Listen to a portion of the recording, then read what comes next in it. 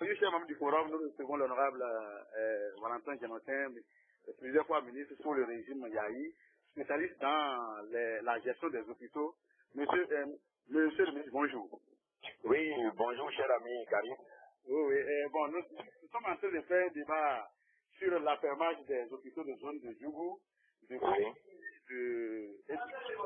Oui. Donc, on voudrait savoir d'abord qu'appelle-t-on affermage en votre équipe des hôpitaux. Est-ce que l'affermage des hôpitaux de zone en cette période-là est vraiment pertinent? C'est ça. Merci, cher ami Karim, pour l'intérêt que vous portez à ma nouvelle personne pour ces sujets d'intérêt national. Effectivement, comme tout le monde, j'ai suivi le compte rendu du Conseil des ministres qui, entre autres, a parlé donc de l'affermage des hôpitaux de zone et également de la gestion des usines qui sera confiée au privé. Revenons spécifiquement à la question des hôpitaux de zone. Vous me demandez qu'est-ce que l'on peut entendre par l'affermage. Vous savez, l'affermage, c'est l'un des modes de cession d'un patrimoine public à un privé. Plus précisément, je peux dire que l'affermage, c'est un contrat par lequel le contractant s'engage à gérer un service public. Autrement dit, dans le cas d'espèce, ceux à qui on va confier donc ces hôpitaux-là, c'est à ces risques et périls. C'est là l'importance, à ces risques et périls. Contre une rémunération que cette personne doit verser, et que les pardon, doit verser à celui qui a pris possession d'un code. Le conseiller, appelé fermier, reverse à la personne publique, donc celui qui a reçu donc mandat, verse à la personne publique une redevance qui est destinée à contribuer à l'amortissement des investissements qu'elle a réalisés. Vous savez, nous entendons par amortissement, c'est une quantité prélevée par an sur le montant investi. Ici, lorsque nous sommes en milieu hospitalier, les investissements réalisés, nous pouvons entendre par là le bâtiment, tous les équipements possibles. Tous les équipements possibles. Alors, voilà ce que je peux donner comme définition d'affermage plus précisément. Oui. Donc maintenant, est-ce que l'affermage dans ce cas, est-ce que ces trois hôpitaux de zone, dans cette période économique que tout le monde connaît, est-ce que c'est pertinent de faire l'affermage de ces hôpitaux de zone-là? Merci beaucoup. Vous savez, c'est un sujet assez complexe. Assez complexe parce que cette réflexion initiée avec le gouvernement de Yahi Boni. Vous savez très bien que c'est le régime Yahi Boni qui a construit ces hôpitaux. Oui. Et moi, j'en tire un intérêt particulier. Je suis très heureux de remarquer, de constater que dans le compte rendu du Conseil des ministres fait par le ministre d'État Pascal René Koupaki, j'ai eu ce plaisir d'entendre que ces hôpitaux ont un plateau technique de taille. C'est des hôpitaux très bien équipés. Ah, je me suis dit, tiens, pour une première fois, on a reconnu quand même qu'il y a fait de bonnes choses. Parce que de tout temps, on a chanté que l'on n'a rien fait, on a bravé les ressources publiques, on n'a pas fait ça. Donc, tout au moins, ils ont reconnu que c'est des hôpitaux de gamme, des hôpitaux donc très bien équipés, avec un plateau technique appréciable. Alors, revenons à la question. Vous savez, je disais tantôt que, en son temps, vu les grèves répétitives en milieu hospitalier, vu également la négligence et le peu d'intérêt que certains, pas du tous, certains agents de santé affichent dans nos hôpitaux publics, la réflexion a commencé depuis longtemps.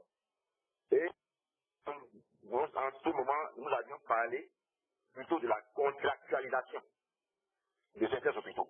De la contractualisation de certains hôpitaux. Et je vous ai dit tantôt que l'affermage, c'est l'un des modes de gestion d'un patrimoine public par un privé. Mais dans le cas d'espèces, je ne pense vraiment pas que l'affermage soit vraiment approprié. Simplement parce que de la définition que je vous ai donnée tout à l'heure, vous aurez dû constater que dans ce contrat, le contractant gère à ses risques et périls. Donc, ce là où le problème va se poser sérieusement, c'est cette rémunération que la personne va payer à l'État, à la personne publique, dans le cadre de l'amortissement des investissements. Vous savez que les équipements hospitaliers sont des équipements qui coûtent excessivement cher. Le bâtiment également, c'est un bâtiment qui a été réalisé à coût de milliards. Cela étant, lorsque c'est un public, c'est l'État qui a acquis quelque chose, vous savez que les coûts souvent ne sont pas les mêmes lorsque ces investissements ont été réalisés par un privé. Oui, bien sûr. Parce que, à toutes les formalités, si c'est même hôpitaux, si c'était des privés qui les avaient réalisés au départ, ça n'aurait pas eu le même coût. Alors, cela étant, on va transférer maintenant ce patrimoine à un privé et lui demander de payer l'amortissement. Donc, il aura un surcoût. Mais cet amortissement sera pris en charge dans la détermination du compte d'exploitation. Et en même temps, si nous devons faire une comptabilité analytique, ça doit rentrer dans la détermination du prix du revient des prestations. Cela étant, c'est dit donc que ceux qui vont fréquenter ces hôpitaux seront à payer un coût excessif pour les prestations. Est-ce que ces zones ont les moyens qu'il faut? Encore que, il faudrait aller d'abord à la philosophie qui a prévalu à la création, ou même à la construction de ces hôpitaux. Vous voyez, le régime parti qui a eu ce souci de construire ces hôpitaux visait quelque chose, c'est d'amoindrir la souffrance de ces populations. Et vous n'êtes pas sans savoir que la zone de Djiga, c'est un grenier pour notre pays. C'est en même temps une zone où la misère sévit, parce que l'accessibilité est difficile pour un certain nombre de choses. Et c'est pour ça que le président Yahi Boni a tout fait, parce que j'ai suivi ce projet, a tout fait pour qu'on en finisse et pour qu'on puisse même procéder à l'inauguration au plan. En ce qui concerne M. Sédical particulièrement, il y a un problème de fond. Si j'ai bonne mémoire, la fréquentation ne va pas poser problème. Si c'est un client d'accessibilité, je ne sais pas s'il fallait d'abord traverser une intimité ou quelque chose de ce genre, je me rappelle exactement. Donc, le problème s'est posé. Alors, cela étant, si on peut choisir d'autres modes, parce que je suis sûr, lorsque la gestion va être confiée à des privés, et tout ce qui va à la rigueur, il y aura un bon service qui va être rendu à la population, mais ils ne pourront pas supporter le coût. Maintenant que je pourrais donner comme vous l'aurez dû faire, moi j'ai toujours demandé que nous puissions mettre un certain nombre d'infrastructures publiques, les hôpitaux en l'occurrence certains hôpitaux, pour qu'on les confie à privés, mais avec obligation d'être suivi social. Prenons par exemple les femmes de santé confessionnelles. Personne ne peut me dire que Saint-Luc ne fait pas de bonnes prestations, les États ne font pas de bonnes prestations, mais non, et c'est les gens de prestations qui veulent donner la raison. Parce que beaucoup de personnes pensent à tort que Ménontin est un centre professionnel. Ménontin n'est pas un centre professionnel. Ménontin est un centre public qui a été construit sur le financement de la Banque mondiale et c'est la gestion qui est privée. Donc, autant c'était au temps de Montréal de Souza, les gens, c'est lui qui sont tout financés. Et la Banque mondiale a demandé à Montréal de Souza s'il est intéressé par la question de nos hôpitaux. Et on a confié la gestion à une association qu'on appelle l'association médico-sociale de Ménontin. Donc, il y a un contrat de concession entre l'État béninois et l'association. Dans ce cas, on a demandé à l'association de tout faire pour tourner l'hôpital. C'est-à-dire recruter le personnel, payer le personnel, assurer l'achat des consommables et assurer l'entretien donc également des équipements. On n'a pas demandé à l'association de payer une redevance par rapport aux équipements, par rapport aux investissements. Et c'est ça qui a facilité la tâche. Parce qu'en temps normal, et dans les pays qui te respectent, ces gens d'hôpitaux qui ont une raison sociale, quand il y a l'édition, ça ne parle pas des raisons sociales, et qui ont pour but de faire du social, l'État devrait les subventionner. Mais ils ne sont pas encore dans cette situation ici au Bénin par rapport au privé. Donc, demander maintenant de confier ces hôpitaux par affermage à des privés sans des mesures d'accompagnement, je ne pense pas que ça puisse vraiment aboutir à la philosophie qui a prévalu à la construction de cette zone, à savoir le service public qui n'a pas pour objectif la réalisation de bénéfices. Si nous rentrons dans notre capitalisme sauvage, ce serait dommage pour le peuple béninois. C'est pour cela que tout en tout en étant d'accord pour le principe de confier certains hôpitaux à des privés qui savent le faire, mais avec obligation de faire du social, je ne suis pas d'accord pour ce mode de gestion, car pour l'affermage. Parce que si les gens doivent aborder, soyez d'accord avec moi, ils vont chercher nécessairement à fixer les prix en conséquence et également à réaliser des marges. Donc, l'idéal aurait été de chercher à atteindre le point de mort, ce que j'appelle le point de mort en comptabilité, c'est-à-dire c'est ne réaliser ni bénéfice ni perte. Encore, il faut une rigueur dans la gestion pour le faire. Vous savez, et moi je l'ai dit par le passé, même le CMHU qui est là, j'ai été directeur général du CMHU, je me suis dit, si moi on me confiait par exemple sur cet hôpital, si on me confiait, et qu'on me donne la liberté totale de gestion, je pourrais multiplier les recettes même par 10. Ah bon? Je peux même doubler même le salaire du personnel. C'est pas pourquoi. Parce qu'on a un effectif pléthorique.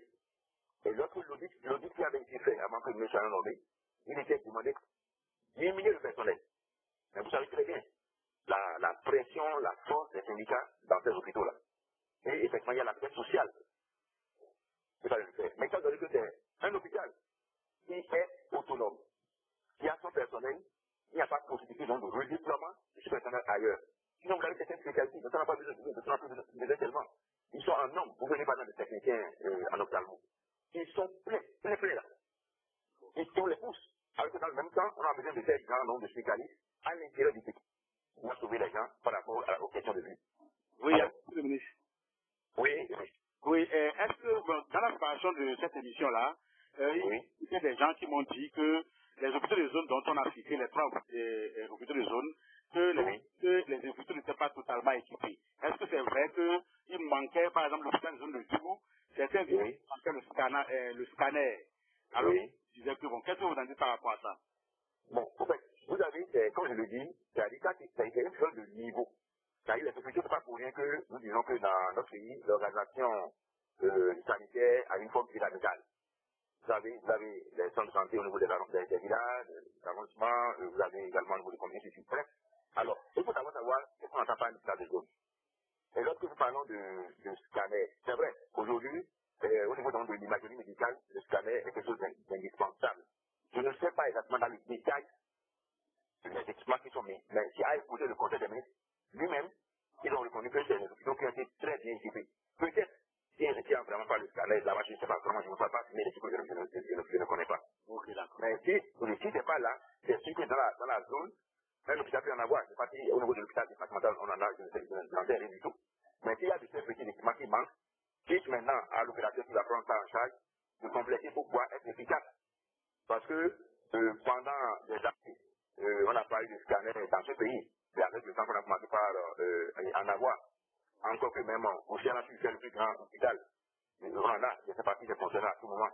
Et puis, il y a certaines choses, il faut savoir raison d'aller lorsqu'on aborde certains sujets par rapport aux hôpitaux et par rapport aux équipements. Vous savez, il y a certains équipements pour lesquels nous n'avons pas suffisamment même de spécialistes. Lorsque vous prenez un scanner, et pour les médecins radiologistes, ils savent le faire. Combien nous en avons aujourd'hui? Est-ce qu'il y en a suffisamment? J'ai suivi pas plus tard que longtemps une émission sur, par exemple, les hémodialyses à Parapou, où les appareils sont tombés en panne, les malades sont mal pris en charge. En son temps, nous l'avions dit, parce que nous n'avons pas beaucoup de médecins, par exemple, en cette matière.